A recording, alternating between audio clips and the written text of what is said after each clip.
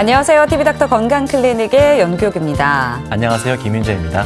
네, 우리의 건강을 지킬 수 있는 또 하나의 방법, 바로 건강검진인데요.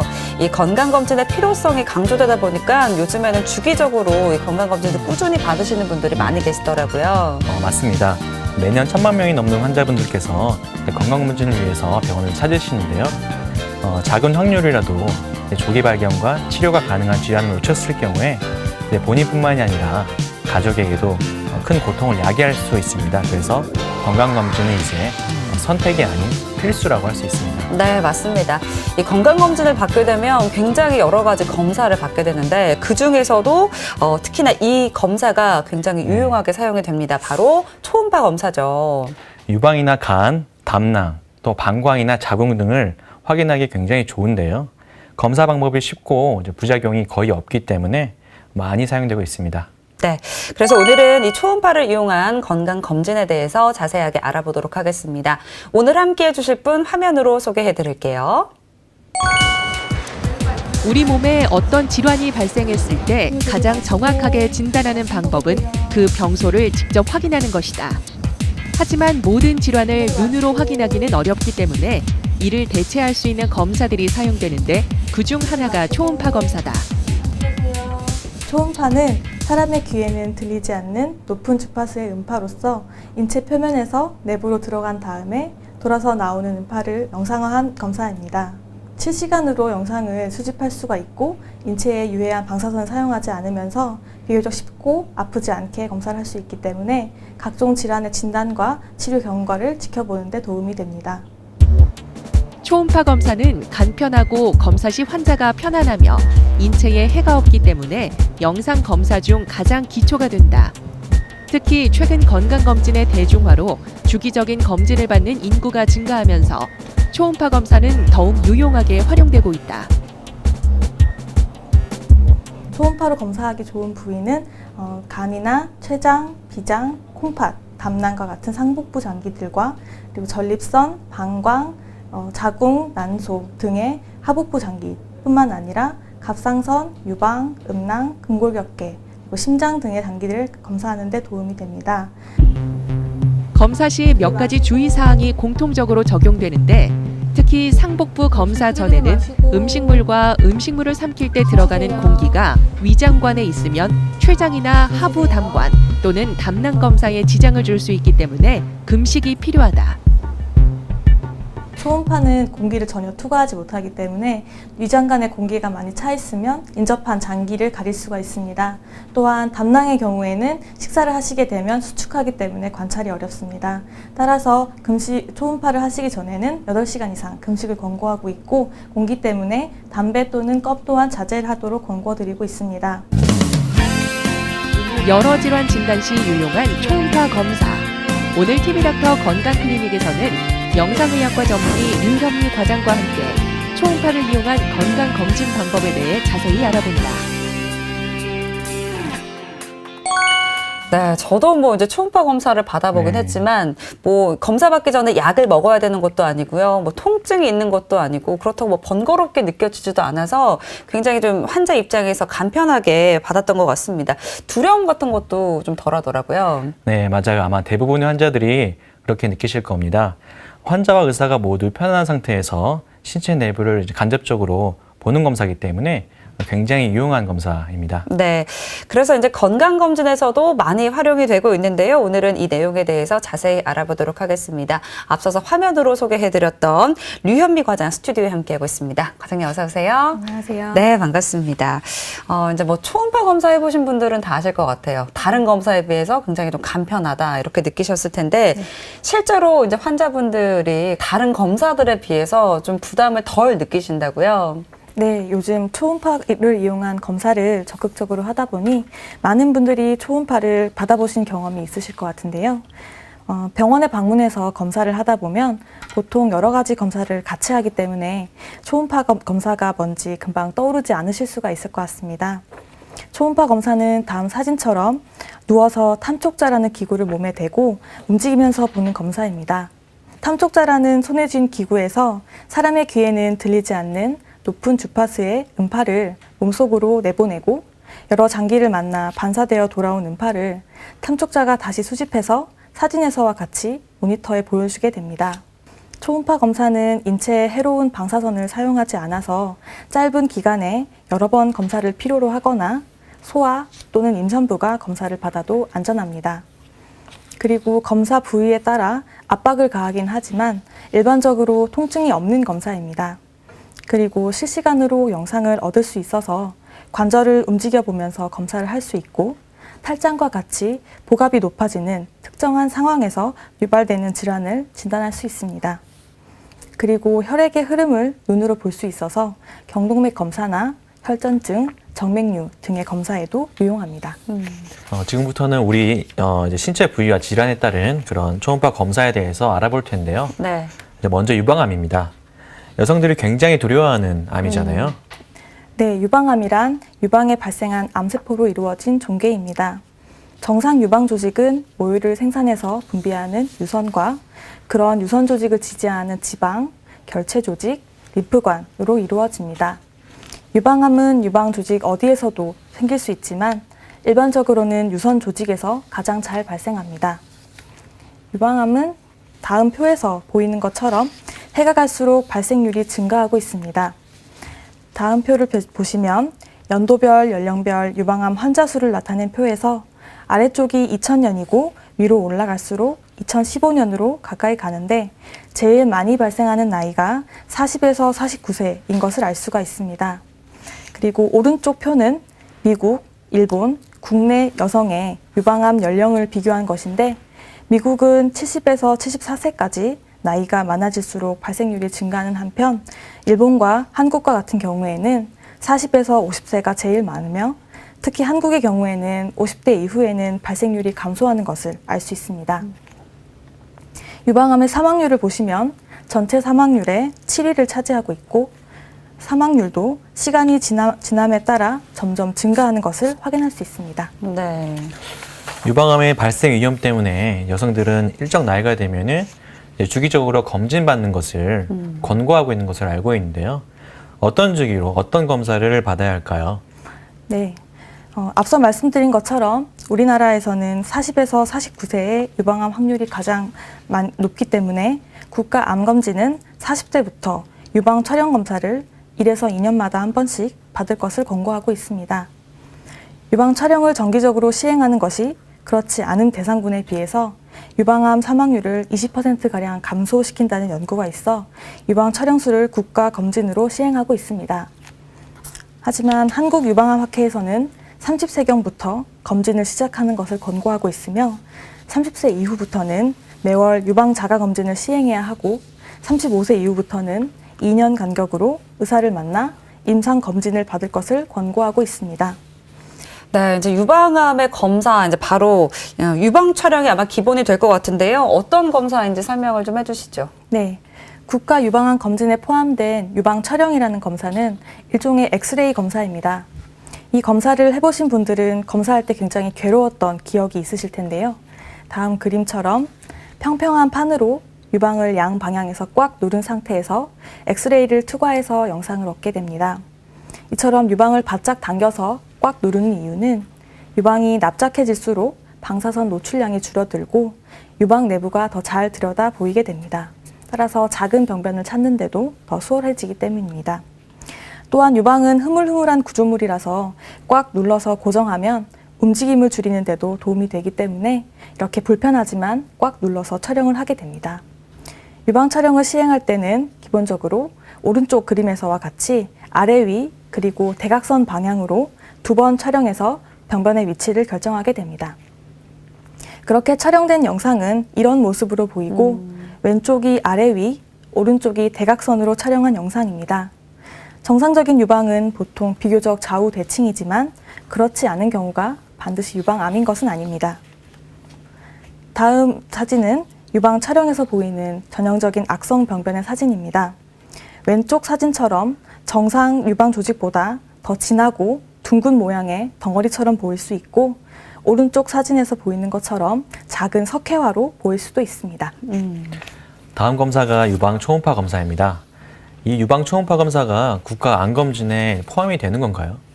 네, 결론부터 말씀드리면 현재 유방 초음파 검사는 국가 암 검진에는 포함되어 있지 않은데요. 유방 촬영은 유방 조직을 압박해서 한 장의 사진에 담아내기 때문에 서로 조직이 겹쳐 보이게 됩니다. 그래서 유선 조직은 유방 촬영에서 흰색으로 보이게 되는데 제일 왼쪽 사진처럼 유선 조직이 적은 경우는 병변이 눈에 잘 들어오지만 오른쪽처럼 유선 조직이 치밀한 경우에는 유방 촬영만으로는 병변을 찾기가 힘든 경우가 많습니다. 특히 동양 여성에서는 유방이 작고 치밀한 경우가 많은 데다 젊은 여성에서 유방 치밀도가 더 높은 경향성이 있는데 우리나라는 유방암이 비교적 젊은 나이에서 발생하기 때문에 유방 촬영술만으로는 부족한 점이 있습니다. 따라서 유방 초음파를 함께 시행하면 도움이 됩니다.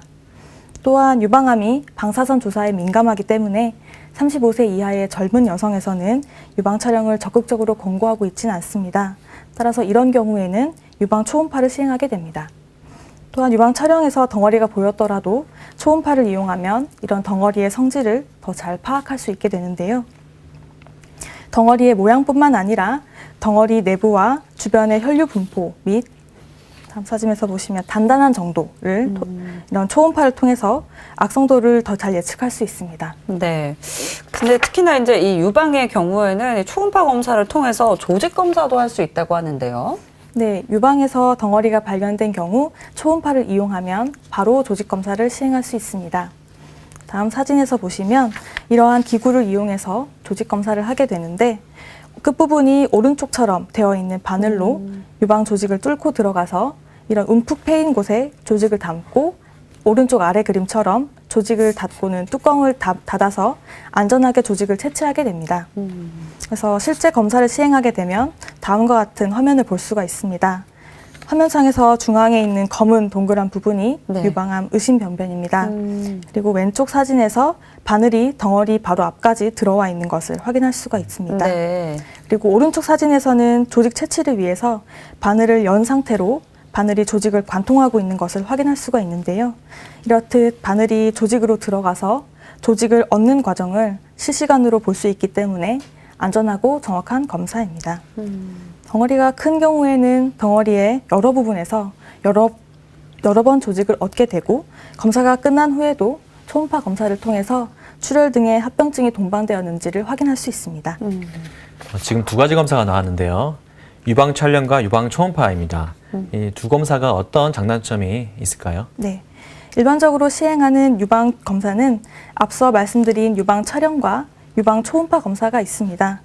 다음 표를 보시면 두 검사를 정리해서 비교해 볼 수 있는데요. 유방 촬영은 압박해서 촬영을 하기 때문에 상당한 통증을 수반합니다. 반면 유방 초음파는 누워서 탐촉자로 약간 압박하긴 하지만 유방 촬영에 비하면 거의 통증이 없는 검사입니다.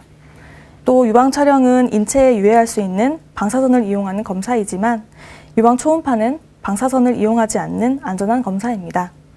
유방 촬영은 미세 석회화를 발견하는 데 탁월한 검사이지만 덩어리는 비교적 찾아내기 어려울 수가 있는데요. 유방 초음파의 경우에는 오히려 석회화를 보는 데는 어렵지만 덩어리를 발견하고 평가하는 데는 더 탁월합니다. 또한 병변을 발견했을 때 초음파는 초음파를 보는 자세 그대로 조직 검사를 바로 시행할 수 있지만 다음 그림처럼 유방 촬영의 경우에는 실시간으로 바늘의 위치를 확인할 수 없고 바늘을 한쪽 방향으로 꼽고 자세를 바꾸어서 다시 촬영을 한 다음에 다시 바늘 위치를 조정하는 방식으로 진행되는 유방 촬영 유도화 침생검을 하게 됩니다. 이렇게 한 다음에 외과적 수술로 다음 사진처럼 병변을 떼어내서 조직 검사를 시행해야 하기 때문에 유방 촬영에서 발견된 병변도 초음파에서도 보인다면 초음파 유도화 조직 검사를 먼저 시행하고 있습니다. 그리고 두 검사 중 어떤 검사가 더 우월하다기보다는 상호 보완적 검사입니다. 그래서 두 가지 검사를 같이 시행하는 것이 조기 유방암을 발견하는 데 더 도움이 됩니다. 실제로 유방 촬영 없이 초음파만 검사했을 때 정확도가 70%에 불과하지만 촬영과 함께 초음파를 시행하면 정확도가 95% 정도로 높아진다고 알려져 있습니다. 네. 이번에 알아볼 신체 부위는요, 이제 간을 포함한 복부입니다. 이제 뭐 복부에 위치한 장기들을 검사하는 방법, 이제 워낙 다양한 것으로 알고 있는데요. 여러 가지 방법들이 있죠. 네. 복부뿐만 아니라 몸 어디든 영상 검사를 하는 방법은 크게 4가지로 나눌 수가 있습니다. 엑스레이를 이용하거나 CT, MRI 또는 초음파 등의 검사 방법이 있는데요. 먼저 엑스레이 사진을 보시면 엑스레이는 소량이지만 방사선을 사용하고 기본 검사로 많이들 촬영을 하지만 얻을 수 있는 정보가 제한적입니다. 다음 CT 검사는 엑스레이를 한 바퀴 돌려서 여러 장 찍은 것과 유사하지만 엑스레이와는 달리 층으로 나누어져 있기 때문에 각각의 구조물을 더 잘 들여다볼 수 있습니다. 특히 복부에서는 조영제라는 약물을 주사하면서 검사를 해야 하는데 흔하지는 않지만 약물에 따른 부작용에 우려가 있습니다. 네, 다음으로 MRI 사진을 보시면 MRI 검사는 방사선을 이용하지는 않으며 조직의 성분을 더 잘 구분해 볼 수 있지만 시간이 오래 걸리고 해상도가 떨어진다는 단점이 있습니다. 마지막으로 초음파 검사는 방사선을 쬐지 않고 실시간으로 영상을 얻을 수 있어서 신속한 검사가 가능하지만 초음파가 투과하지 못하는 물질이 있다면 그 부분을 영상화할 수 없다는 단점이 있습니다. 네, 여러 가지 설명해 주셨는데요. 네. 그중에서도 오늘은 초음파 검사에 대해서 자세히 알아볼 텐데요. 먼저 검사 전에 환자가 준비해야 될 것들이 있을까요? 네, 방금 말씀드린 것처럼 초음파가 투과할 수 없는 물질이 있다면 검사를 할 수가 없기 때문에 이러한 상황을 피하기 위해서는 준비가 필요합니다. 초음파가 투과할 수 없는 대표적인 물질은 공기가 있습니다. 초음파로 공기를 보게 되면 다음 사진처럼 허상이 생겨서 안쪽을 들여다볼 수가 없게 되는데요.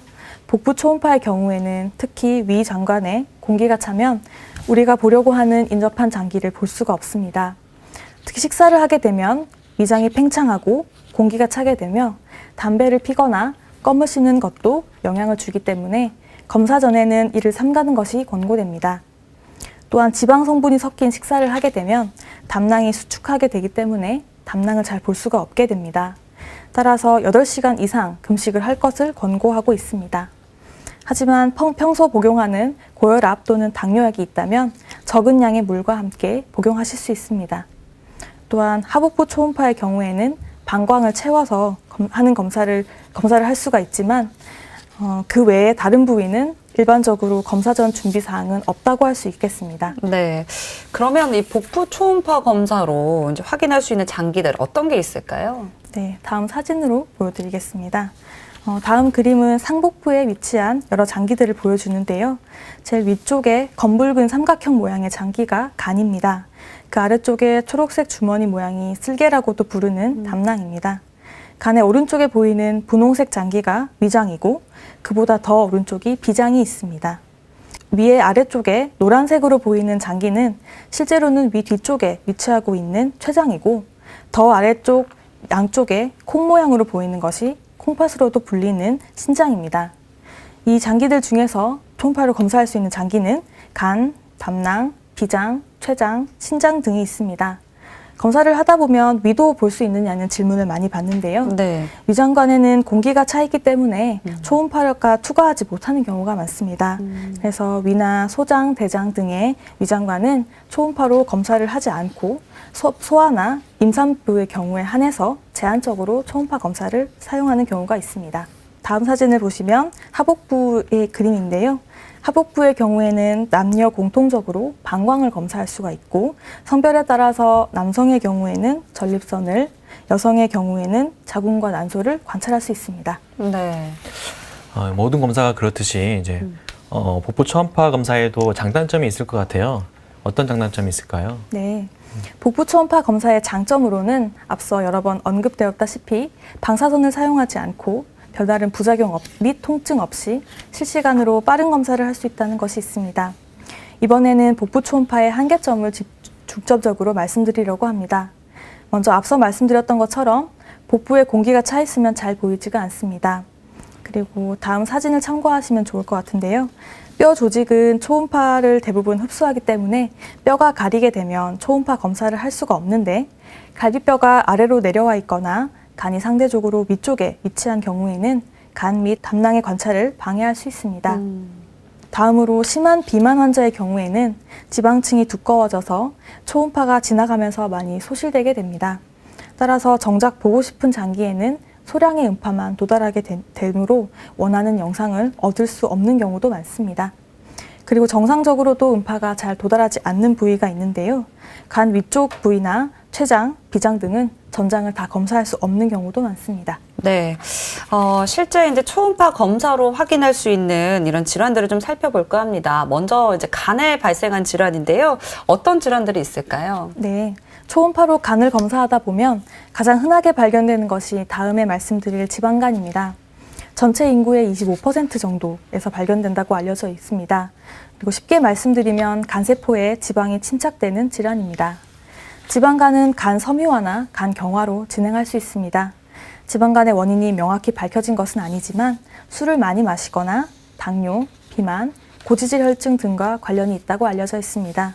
다음 초음파 사진을 같이 보시면 왼쪽이 정상이고 오른쪽이 지방간의 초음파 영상입니다. 왼쪽 사진을 먼저 보시면 위쪽 부분이 간이고 아래에 타원형이 오른쪽 신장입니다. 오른쪽 신장의 테두리 부분을 지방간의 기준 지표로 사용하는데요. 테두리보다 간이 더 밝게 보이면 지방간으로 판단하게 됩니다. 이제 오른쪽 사진을 보시면 신장의 테두리보다 더 하얗게 보이는 지방간을 확인할 수가 있습니다. 다음으로는 간경화를 말씀드릴 텐데요. 간경화는 간은 염이나 술 등으로 인해서 오랫동안 염증이 지속돼서 간이 딱딱하고 울퉁불퉁해지는 질환입니다. 간은 단백질 합성이나 물질의 대사, 해독 및 면역 작용을 하는데 간경화가 되면 이러한 기능을 상실하게 되며 간경화가 지속되었을 때 복수 등의 합병증을 동반할 수가 있습니다. 간경화의 초음파 사진을 같이 보시면 왼쪽은 정상 간인데요. 표면이 매끄러운 것을 알 수가 있습니다. 그에 반해서 오른쪽 간경화 사진은 간 표면이 울퉁불퉁하고 주변의 까만 부분은 복수가 찬 것을 확인할 수 있습니다. 다음은 혈관종인데요. 이건 일종의 종양이죠? 네, 혈관종이라는 것은 정상적으로 간을 이루는 구조물 중에 하나인 혈관이 기형적으로 뭉쳐져 덩어리를 이루고 있는 것입니다. 그러나 이런 덩어리는 악성종양, 즉 암과는 달라서 정상세포로 이루어진 양성종양입니다. 혈관종은 간뿐만 아니라 신체의 다른 곳에도 발생할 수 있습니다. 크기가 크지 않은 경우에는 증상이 없기 때문에 초음파 검사 중에 우연히 발견되는 경우가 많습니다. 다음 초음파 사진을 보시면 초음파 검사에서는 주변 간 조직보다 밝게 보이는 경계가 잘 그려지는 덩어리로 보이게 됩니다. 하지만 다음 사진을 보시면 이처럼 주변 간 조직보다 어둡게 보이는 경우도 있기 때문에 초음파만으로 확진을 할 수는 없습니다. 그래서 초음파에서 이런 덩어리가 보인다면 다음 사진처럼 역동적 조형증강 CT 검사를 시행하게 되고 CT에서 흰 부분이 점점 차들어가는 덩어리가 보인다면 확진할 수 있습니다. 네, 그렇군요. 이제 간의 상태를 이제 초음파 검사로 확인한 결과에 대해서 살펴보고 있습니다. 이제 마지막 질환인데요. 어떤 질환일까요? 네, 초음파에서 보이는 국소 병변 중에서 국소 지방 결혈이라는 것이 있습니다. 원인이 명확히 밝혀진 것은 아니지만 간의 혈류가 여러 경로를 통해 들어오게 되는데 네. 경로에 따라 들어오는 혈류 내에 포함된 지방량이 달라서 발생하게 됩니다. 특히 국소 지방 결혈의 경우는 앞서 말씀드렸던 지방간이 있는 경우에 더 두드러지게 보이게 됩니다. 국소 지방 결혈 자체로는 증상이 없다고 알려져 있지만 심한 지방간으로 인한 증상이 있을 수는 있습니다. 다음 사진을 보시면 네. 전반적으로 밝은 간에서 어둡게 보이는 병변으로 보이고 진짜 덩어리를 형성한 것은 아니기 때문에 주변 구조물을 밀거나 누르지 않고 근처를 지나가는 혈관이 통과해서 지나갈 수 있습니다. 이런 점이 악성종양과의 감별점이 될 수 있겠습니다. 다음은 담낭을 초음파로 검사한 사례인데요. 이제 응급실에도 담낭 질환 환자들이 간혹 오시거든요. 많으시죠. 네. 근데 이게 확진을 하려면은 복부 CT를 찍어봐야 되는데 CT를 찍으면은 이제 환자분들을 그 CT실로 또 옮겨야 되고 조영제를 주사해야 되고 부담을 느끼기 때문에 이런 경우에 제가 좀 초음파를 잘 볼 수 있으면 좋겠다 이런 생각을 항상 하거든요. 네. 근데 이번에 어떤 질환을 발견하셨나요? 네, 담낭이라는 것을 먼저 말씀드리면 담낭은 담즙이라는 액체로 차이는 장기입니다. 이거는 초음파로 잘 볼 수가 있는데 초음파로 확인할 수 있는 질병을 간단히 살펴보겠습니다. 네. 다음 사진은 먼저 많은 분들이 들어보셨을 것 같은 담석입니다. 쉽게 말해서 담낭 안에 돌이 있다고 생각하시면 될 것 같습니다. 저게 안에 이제 동그랗게 있는 부분이 담석인 거죠? 네네. 그 다음 사진을 보시면 네. 담낭 내에 앞서 말씀드린 담석과 같이 덩어리를 형성하는 것은 아니지만 찌꺼기가 쌓여 있는 경우에는 이런 식으로 아래쪽으로 깔리는 듯한 양상으로 보일 수가 있습니다. 네. 다음 사진 보시면 네. 이것은 담낭 용종의 그 사진인데요. 이것은 담낭 벽에서 돋아난 돌기라고 생각하실 수가 있고 크기가 1cm가 넘는 경우에는 암으로 발전할 가능성이 있기 때문에 수술을 권고하고 있습니다. 그럼 뭐 제거하는 수술을 권고하시는 건가요? 네, 담낭 전체를 제거하는 것이 도움이 됩니다. 네. 그리고 다음은 담낭염의 사진인데요. 담낭염도 흔히 겪는 질환인데 아래 사진처럼 담낭벽이 두꺼워져 보이고 담석을 동반하는 경우가 많습니다. 그리고 염증 반응으로 인해서 주변부에 물이 고이게 됩니다. 마지막으로 담낭암의 경우에는 크기가 크고 모양이 불규칙한 덩어리의 형태를 보이고 주변을 파고드는 듯한 모습을 보이고 있습니다. 네, 다음은 췌장입니다. 뭐 췌장은 워낙에 이제 우리 몸속 네. 깊이 있잖아요. 그렇기 때문에 검사가 쉽지 않다고 하더라고요. 네, 맞습니다. 췌장암은 특히 췌장이 상당히 망가진 이후에 증상이 나타나는 경우가 많고요. 생존율도 낮다고 알려져 있기 때문에 실제로 검사를 할 때도 췌장 좀 잘 봐주세요 라고 말씀하시는 분들이 많습니다. 근데 췌장은 뱃속에서도 앞서 말씀하신 것처럼 등 쪽에 위치하고 있고 앞쪽으로는 위와 대장이 지나가고 있기 때문에 초음파를 했을 때 특히 꼬리 쪽이 잘 안 보이는 경우가 많습니다. 다음 사진을 보시면 네. 이건 정상 췌장의 모습을 보여주고 있는데요. 균일한 밝기로 이렇게 보여야 되고 비장 동맥을 따라서 주행하게 됩니다. 왼쪽이 머리 쪽이고 오른쪽이 꼬리 쪽인데요. 꼬리 쪽으로 갈수록 몸쪽 안쪽으로 깊어지는 것을 알 수가 있습니다. 이 잘 동반되는 질환으로는 네. 췌장 낭종이 있는데요. 이 췌장 낭종은 벽이 얇고 이렇게 화살표로 표시된 부분입니다. 벽이 얇고 안이 새까만 단순 낭종이 있을 수가 있고 오른쪽 사진은 내부에 많은 경막을 동반한 경우인데요. 이런 형태에 따라서 추가 검사를 해야 할 수도 있습니다. 네. 다음으로는 췌장염을 살펴볼 건데요. 췌장염의 경우에는 췌장이 부어 있고 밝기가 불규칙하면서 염증 반응으로 인해서 화살표로 표시된 것처럼 주변에 물이 고일 수 있습니다. 그래서 까맣게 보이는 거군요. 네, 그렇습니다. 그리고 마지막으로 췌장암을 살펴보면 췌장암의 경우는 모양이 좀 불규칙한 어두운 덩어리로 보이게 됩니다. 네. 이 역시 악성 종양이기 때문에 주변 조직으로 좀 파고드는 모습을 보이고 있습니다. 그렇군요.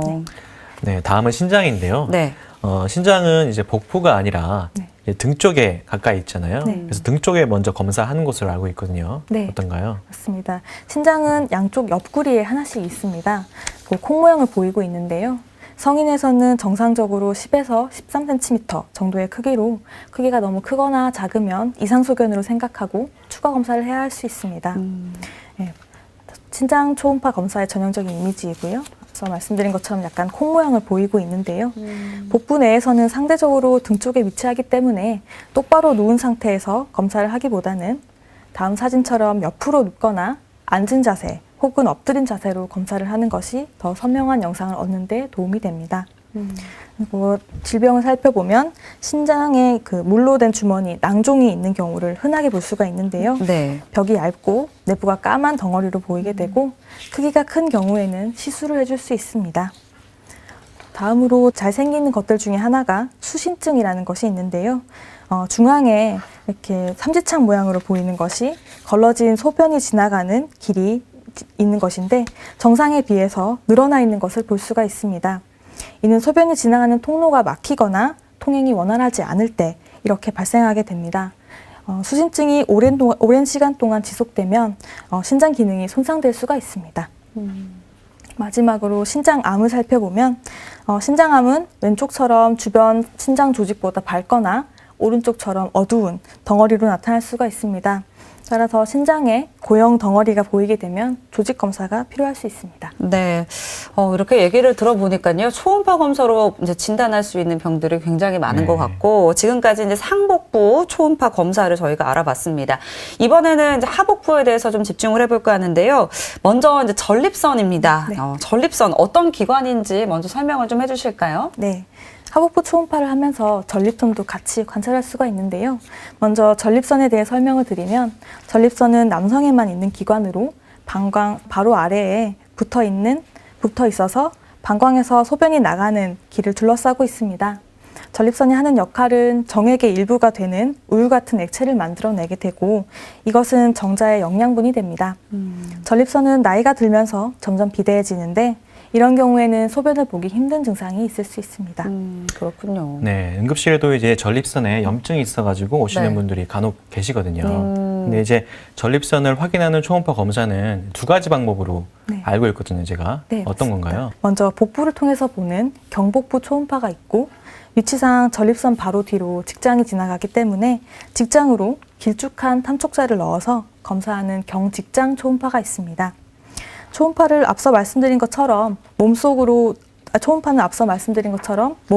들어간 후에 돌아오는 음파를 모아서 영상화하게 되는데요. 탐촉자에서 가까울수록 더 선명한 영상을 얻게 됩니다.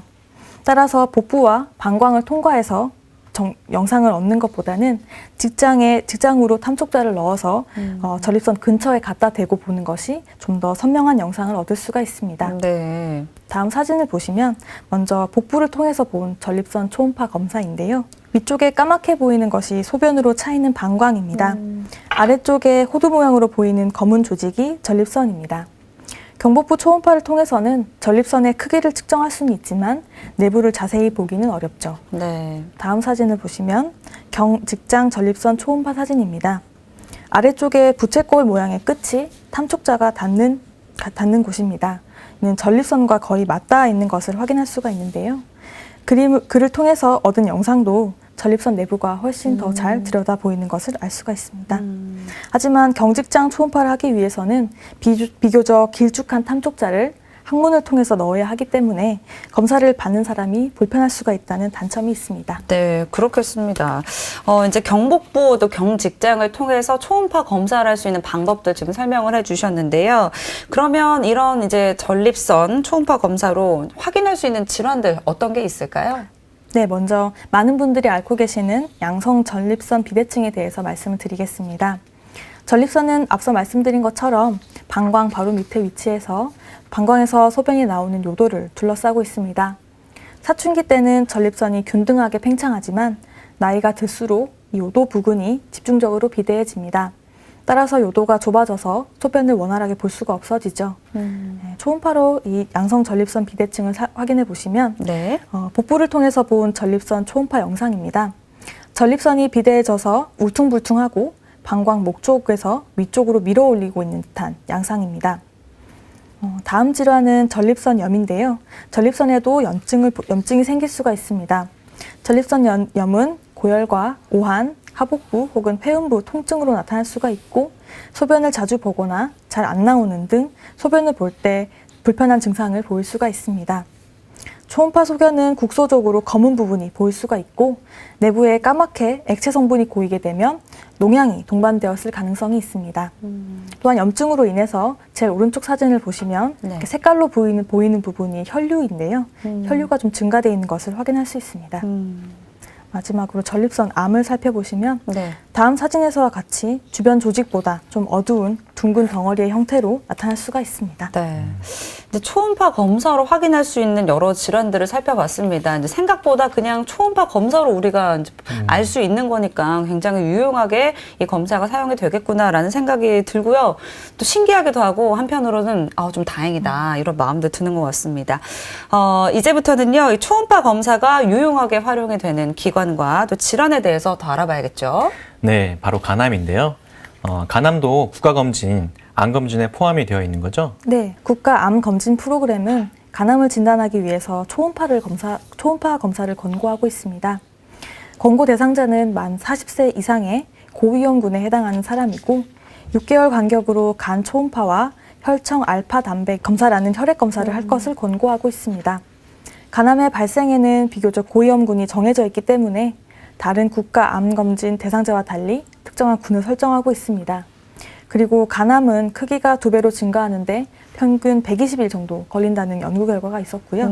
그리고 크기가 작은 암의 경우에는 1cm에서 3cm로 커지는데 5개월 정도 걸릴 수 있다는 연구 결과가 있어서 다른 암의 검진 주기보다 짧은 6개월 주기로 검사할 것을 권고하고 있습니다. 빨리 검사를 계속 해야겠군요. 네. 그러나 수검자마다 암이 커지는 속도가 좀 다를 수가 있고 간 경화가 심한 경우에는 간의 형태가 좀 변형이 되어 있기 때문에 초음파 검사만으로 간암을 찾아낼 확률이 좀 떨어지게 됩니다. 따라서 검사 수치가 좀 증가하거나 초음파 검사로 완전히 관찰하지 못한 경우에는 역동적 조형증강 CT나 조형증강 MRI와 같은 추가적인 검사를 할 수 있습니다. 다음 사진은 간암의 모습인데요. 간암은 각 병변의 크기와 배경이 되는 간의 상태에 따라서 다양한 모습을 보일 수가 있지만 작은 간암의 경우에는 정상 간에 비해서 어둡게 보이는 덩어리 형태로 나타납니다. 이 부분이 간암에 해당하는 부분이고요. 네. 그리고 크기가 커지게 되면 내부의 섬유와 지방성 변화, 괴사, 석회화 등의 변성이 일어날 수가 있어서 밝기가 다양하게 혼합된 형태를 보일 수가 있습니다. 오른쪽에서는 이렇게 네. 밝은 부분과 어두운 부분이 같이 섞여 있는 모습을 볼 수가 있습니다. 다음은 역동적 조형증강 CT 사진을 같이 보시면 조형제를 투여하기 전 사진이 그림 A에 해당하고 B, C, D로 갈수록 더 후에 찍은 사진인데요. 네. 초기에 해당하는 그림 B에서 보시면 주변보다 더 하얗게 보이는 것을 알 밝아요. 수가 있는데 네네. 네. C와 D로 갈수록 주변보다 좀 어둡게 보이는 걸 알 수가 있죠. 이런 경우에는 간암으로 진단할 수가 있습니다. 그렇군요. 네, 이번에 알아볼 기관은 갑상선입니다. 먼저 갑상선이 어떤 기관이죠? 네, 갑상선이란 먼저 목의 앞쪽, 아래쪽에 위치하는 나비보 모양의 구조물입니다. 사진을 같이 보시면 이렇게 앞쪽, 아래쪽에 위치하고 있는데요. 목의 지방층과 얇은 근육들 사이에 있지만 비교적 피부 표면에 가까이 위치하고 있습니다. 주로 하는 일은 태아 및 성장기, 발달 과정에 필수적인 역할을 하게 되고 성인에서도 체온 유지나 근육의 긴장과 강도, 성장 호르몬의 분비, 그리고 정서 상태 유지 등 다양한 역할을 하게 되고 신체 대사 조절과 단백질 합성 등에도 영향을 미칩니다. 갑상선은 정상적으로 크기가 작아서 대부분 겉으로 보이지 않고 만져지지도 않는데요. 갑상선에 병이 생겼을 때는 갑상선이 커지거나 또는 겉으로 보일 수가 있습니다. 하지만 갑상선에 특별한 이상이 없는 경우에도 목이 길고 마른 젊은 여성에서는 갑상선이 두드러져 보일 수가 있습니다. 네.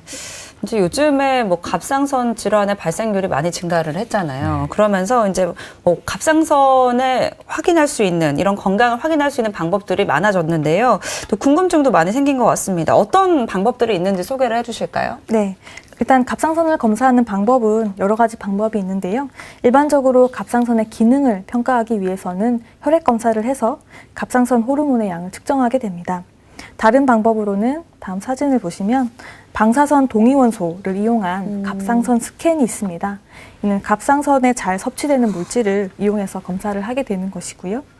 다음 이미지처럼 갑상선 CT를 시행하게 되면 갑상선과 결절을 볼 수가 있고 주변 조직 간의 관계를 파악하는 데 도움이 됩니다.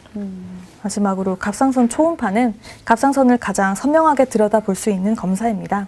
이 중앙에 숨을 쉬기 위해서 공기가 드나드는 기관이 있고 이 주변으로 비교적 균질한 밝기의 갑상선이 이 기관을 둘러싸는 모습으로 있습니다. 왼쪽 뒤쪽으로는 식도가 지나가고 있는데 이는 좀 불균질한 밝기로 보이기 때문에 갑상선 결절로 오인되는 경우도 있습니다. 그리고 양 바깥쪽에는 경동맥이 지나갑니다. 갑상선 검사의 경우에는 피부 바로 밑에 위치하고 있고 특별히 검사를 방해할 수 있는 구조물이 없기 때문에 특별한 준비사항 없이 바로 검사를 시행하실 수 있습니다. 네. 초음파 검사를 통해서 우리가 진단할 수 있는 질환들은 또 어떤 게 있을까요? 네. 먼저 사진을 같이 보시면요. 갑상선 초음파 검사는 목의 아래쪽에 위치하고 있는 갑상선을 보기 위해서 목 아래쪽을 노출해야 되기 때문에 등 쪽에 베개를 베고 목을 젖힌 상태에서 검사를 시행하게 됩니다. 또 검사 중에는 움직임을 최소화하기 위해서 말을 하지 않는 것이 좋습니다.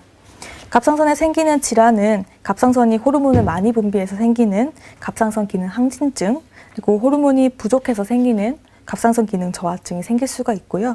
그리고 갑상선에 염증이 생기는 경우인 갑상선 염도 발생할 수가 있습니다.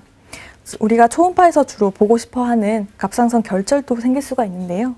이런 갑상선 결절의 경우에는 무록이라고 불리는 낭종부터 양성, 악성, 종양 등이 포함됩니다. 갑상선 암 같은 경우에는 모양에 따른 악성 가능성이 잘 정립되어 있는 편이어서 악성 가능성이 높다면 조직 검사를 권고합니다. 갑상선의 경우 이렇게 초음파를 통해서 일종의 조직 검사를 할 수가 있다고요. 네, 갑상선에서 의심스러운 결절이 발견되면 조직 검사를 해볼 수가 있습니다. 먼저 다음 사진에 의심스러운 결절을 살펴보면 다음 그림과 같이 경계가 잘 그려지지 않는 그리고 내부에 이런 하얀 점들이 보이는데요. 이 하얀 점은 미세 석회화로서 좀 악성을 보이는 소견에 해당합니다. 그리고 아래쪽 사진을 보시면 좌우보다 아래 위로 좀 길쭉한 병변도 악성 가능성이 높다고 알려져 있습니다. 이런 경우에는 악성 가능성이 70에서 90% 정도 된다고 생각하기 때문에 1cm 이상이 되는 경우에는 새침 흡입 생검을 권고합니다. 악성이라면 암을 말씀하시는 네, 거죠? 맞습니다. 네. 네. 그래서 갑상선 새침 흡입 생검 하는 사진을 보시면 네. 새침 흡입 생검이라는 것은 작은 주사 바늘로 갑상선 결절을 꿰뚫은 후에 주사기를 약하게 빨아들이는 듯한 느낌으로 힘을 주고서 앞뒤로 움직이면서 바늘 속에 조직을 담아내는 검사입니다. 그래서 초음파 영상을 같이 보시면 네. 중앙에 까맣게 보이는 덩어리가 이제 그 암으로 생각되는 병변이고요.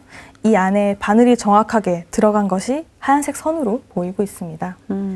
그래서 정확히 덩어리를 이렇게 찌른 후에 여러 방향으로 아주 여러 번 움직여서 조직을 채취하게 됩니다. 네. 이제 마지막으로 알아볼 내용이 이제 경동맥입니다. 아까 앞에서 언급해 주셨는데 이제 옆으로 네. 이제 경동맥이 지나간다고 하셨어요. 네. 어떤 혈관인지 자세하게 설명해 주실까요? 네, 그림을 같이 보면서 보시면요. 경동맥이란 목에서 머리로 혈액을 공급하는 큰 혈관을 말합니다. 여기서는 이렇게 화살표로 가리키고 있는 혈관이 경동맥인데요. 네. 경동맥은 턱 부근에서 이렇게 외측과 내측으로 갈라지게 되는데 내측 동맥이 대뇌 혈류의 70% 정도를 공급하기 때문에 아주 중요한 혈관이라고 할 수 있겠습니다. 경동맥은 두개골 내로 들어가면서 대뇌 동맥이 되는데요. 양측 대뇌 동맥이 두개골 안쪽에서 서로 연결되어 있기 때문에 한쪽이 조금 막히게 된다고 하더라도 어느 정도는 보상이 가능하지만 경동맥 혹은 대뇌 동맥이 갑자기 막히는 경우에는 뇌에 공급되는 혈액량이 줄게 되고 이러한 경우에는 뇌 경색이 발생할 수 있습니다. 그럼 우리가 이제 그 초음파 검사를 통해서 네. 그 경동맥의 어떤 이상을 확인할 수가 있나요? 네, 초음파는 혈액의 흐름을 시각해 볼 수 있는 장점이 있어서 이것을 이용해서 경동맥 초음파를 시행하게 되는데요. 다음 사진을 보시면 경동맥의 병변은 대부분 동맥 경화로 인해서 발생하게 됩니다. 왼쪽이 정상 혈관이고 오른쪽이 동맥 경화 혈관인데요. 이러한 동맥 경화는 혈관 벽에 발생해서 점점 이렇게 노란 물질이 쌓여서 혈관이 좁아지게 되어서 앞서 말씀드린 뇌혈류 저하를 초래해서 뇌졸중으로 진행될 수가 있습니다. 또한 다음 사진을 보시면 경동맥에 동맥 경화 반이 생길 수 있는데요. 불안정한 동맥 경화 반은 갑자기 터지게 되면 급작스럽게 혈관을 완전히 막을 수 있습니다. 그래서 경동맥 초음파에서는 이러한 위험 요소가 있는지 증상이 나타나기 전에 검사를 하는 것입니다. 동맥 경화증이 잘 생기는 고위험군은 고혈압, 당뇨, 고지질혈증이 있는 50대 이상으로 이런 경우에 해당한다면 검사를 받아보시는 것이 좋겠습니다. 진짜 초음파 사진을 살펴보면 왼쪽이 내경동맥이고 네. 오른쪽이 총경동맥입니다. 정상적 소견 사진인데요. 이 혈관 벽의 두께를 측정하게 됩니다. 이 혈관 벽의 두께가 동맥 경화의 정도를 반영하는 것으로 알려져 있습니다. 다음은 병변이 있는 초음파 사진이고요. 경동맥이 이렇게 좁아진 부분과 동맥 경화 반이 있는 경우는 정도에 따라서 뇌혈류 장애를 일으킬 수 있기 때문에 치료가 필요할 수 있습니다.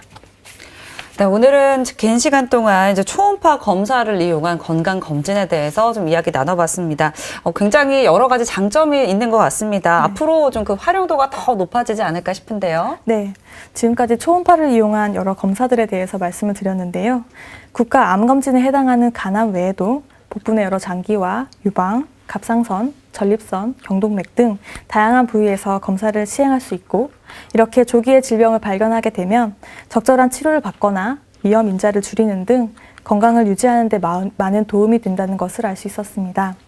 초음파 검사는 별다른 부작용이 없고 금식을 요하는 경우 외에는 특별한 주의사항이 없기 때문에 앞서 말씀드린 여러 적응증에 해당이 되신다면 적극적으로 검사를 받아보실 것을 권유드립니다. 네, 오늘은 류현미 영상의학과 전문의와 함께 초음파 검사를 이용한 건강검진에 대해서 자세히 알아봤습니다. 과장님 오늘 말씀 감사합니다. 감사합니다.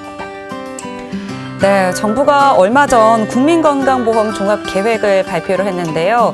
올해 두경부와 복부 그리고 흉부의 MRI 그리고 또 하복부 비뇨기 초음파 검사에 건강보험을 적용하고요. 앞으로 2021년까지 모든 MRI와 초음파 검사에 건강보험 적용을 추진한다고 합니다.